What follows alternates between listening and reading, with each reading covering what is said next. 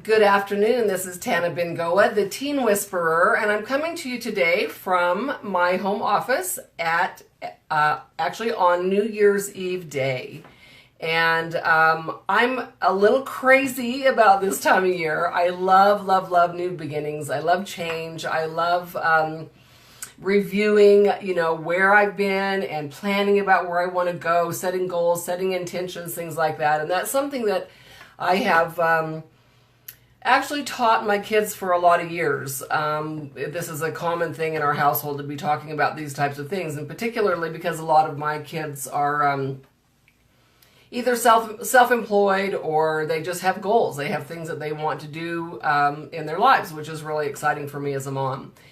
And last night, the kids, for some reason, decided to have a meeting at my house. Neither one of them live at my house. Actually, one, David, does live here, and he was going to be joining Mikel and Amaya, but he didn't make it. He went hot springing instead. But when Mikel and Amaya were writing their goals, after they finished working on their personal goals, they invited me to join in the conversation to help them with their business goals because they had some questions. And since I'm an entrepreneur, I have things that, I could help them with along the lines of business. So anyway, it was exciting to hear these kids. Amaya just turned 18 and she has some great goals for her cleaning business this year.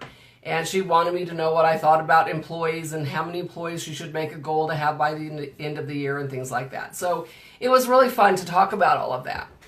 And then, as I mentioned in the description, all of that kind of ended up going into some deep conversations just about how important it is to really pay attention to who we're spending our time with. Because if we're hanging around with people that don't have the same types of goals and intentions that we do, that don't want to be as active or don't want to be, aren't really interested in forward movement, it's harder to do those things if the people that we're hanging out with are, just interested in, just other things. So this morning, my son David, who wasn't able to make it to the meeting last night, he was telling me that he called actually from where he was a couple hours away. They'd gone hot springing, and we said, oh, you didn't come to the meeting or whatever, and I don't know whether he had forgotten. But in any case, I think that spurred him to be thinking about that. So as he was driving, he got into that conversation with the young men that he was with. And it was fun to hear him say that he asked one of the young men who was stationed at the air base near us what he wanted to do in his life, what he wanted to do with his life. And the kid really stopped and kind of hesitated and said, yeah, what do I want? So there's Steve. Hey, Steve, great to see you today. This is one of my older sons who is a really big goal setter and go-getter, and this guy has some amazing goals for this year, I'm sure. I can't wait to hear, Steve, what you and the kids are up to this year with your physical fitness goals and things like that. But in any case, back to David, this young man really took a pause and really thought about, well, yeah, what do I want to do? What do I want in my life? And so David said that he was very contemplative, driving back, that he was really thinking about that. One of the things that I talked to David about then this morning was I said, well, it's really important when we're working on our goals that we think about, rather than the normal model that we usually look at as, what am I going to do to have this thing so that then I will be happy, or I will be financially independent, or whatever it is. That's the model that we usually work from. We usually work from do, have, be. But if we turn that around and we work from be, do, have, it gives a whole different twist on us achieving our goals. So if I am going to focus on being, say, for instance, passionate, so that I will do whatever it is that I need to do then to have whatever it is that I want to have. It turns the whole thing around, and now if I get up and today I have my intention in mind of what it is, my goal or my intention, but how must I be today, every day, every moment? How do I need to be in order to achieve that goal or reach that intention? And I've found this to be a very powerful thing in my life. I've just actually learned about this here in this last year or so. So it's a very, very important thing to consider as we're moving forward. We're setting our goals for the new year. And of course, I'm speaking to you today on my Teen Whisperer page because these are very important things that we need to begin to teach our kids at an early age. Now, I've been teaching my kids about goal setting probably since they've been teenagers, but Steve, who's watching me now, one of my older sons, he is already teaching his little kids about this.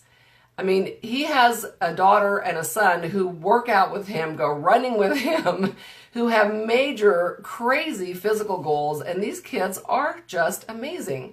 And I'm so proud of him that he's teaching his kids these things while they're young. And so it's never too early to start as far as I'm concerned.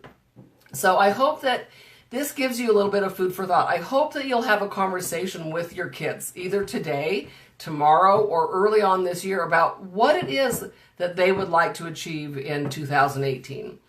And another good point that David made this morning is he said, you know, if I have a goal that I want to work out 5 times a week, I probably ought to not say that that's what I'm going to do immediately. Because if I haven't been in the gym at all, and then if I say that I'm going to be in the gym 5 days a week and I don't make it, then we tend to give up. So how about start with a small goal like saying, hey, I have a goal that I'm going to work out twice a week, with an end goal of by the end of the year, I am consistently working out or going to the gym 5 times a week. But we start small. We start by saying maybe even once a week. Once a week I'm going to go to the gym. And next month, twice a week I'm going to go to the gym.